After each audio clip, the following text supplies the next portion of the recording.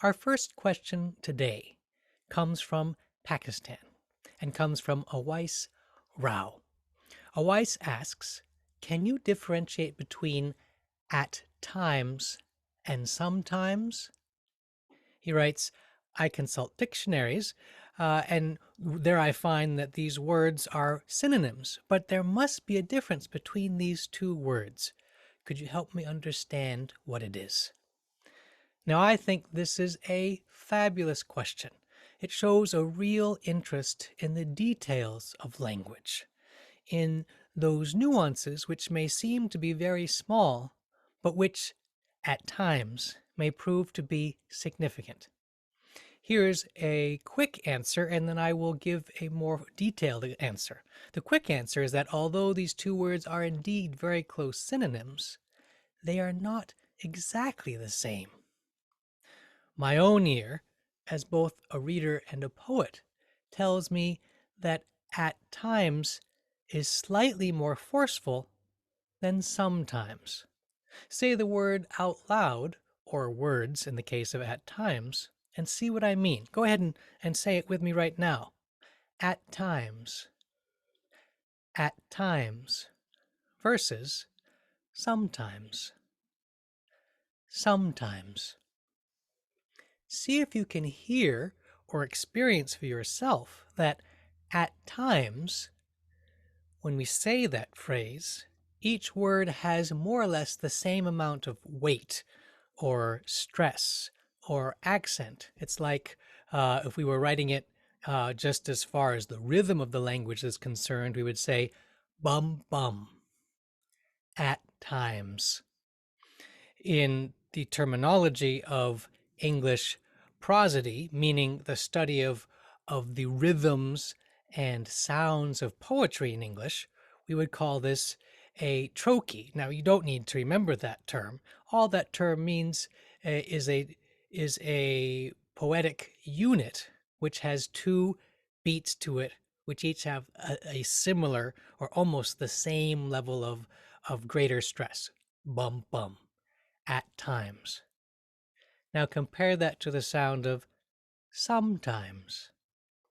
Do you notice how in sometimes the first syllable some has more weight or accent or stress than the second syllable times, sometimes? We might say it's more like bum bum, bum bum, sometimes.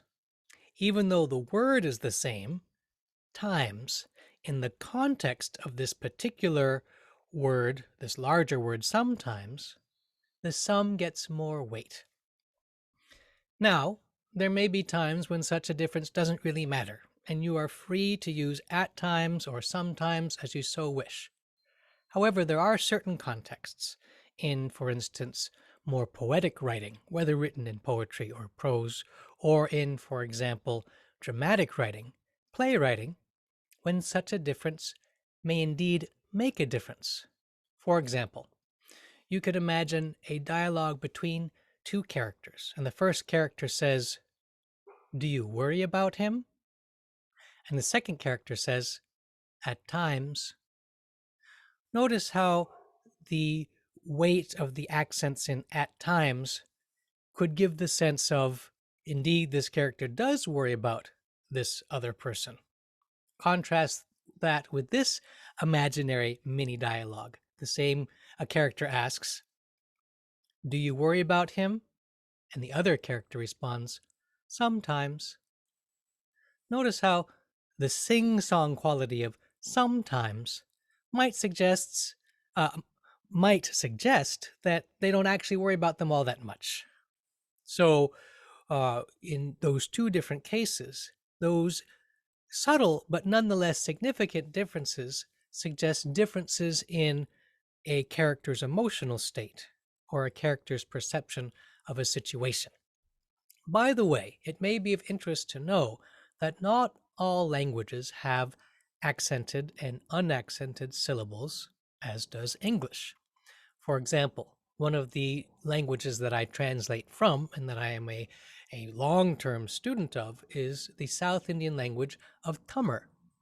Tummer, very interestingly, doesn't have heavily weighted syllables. It has something else instead. It has longer and shorter syllables. So, for example, take the sentence, I went to the store. A simple, assertive, or declarative sentence. But suppose I wanted to accent or emphasize that I went to the store. In English, I would put more weight or stress or an accent upon the word I. I went to the store. That's how we give that kind of additional nuance or meaning when we're speaking out loud.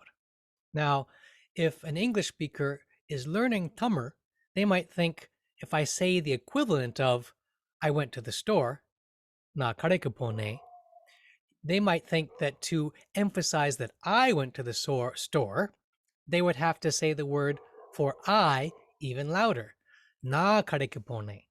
But in fact, that's not how the Tummer language works. Instead, in Tummer, somebody would add a sound or lengthen a sound to indicate that they went to the store. They would say something like, for instance, nada karekapone or nane karekapone.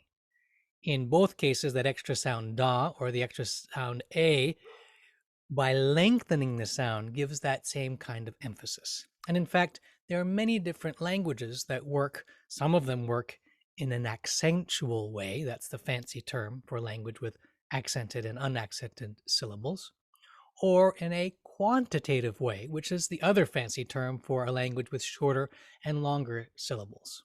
One of the great joys of learning a language more deeply is coming to sense these inner qualities or these more subtle but nonetheless significant and meaningful qualities of how a language is structured and how we in fact embody a language. So again, Awais, thank you so much for your wonderful question.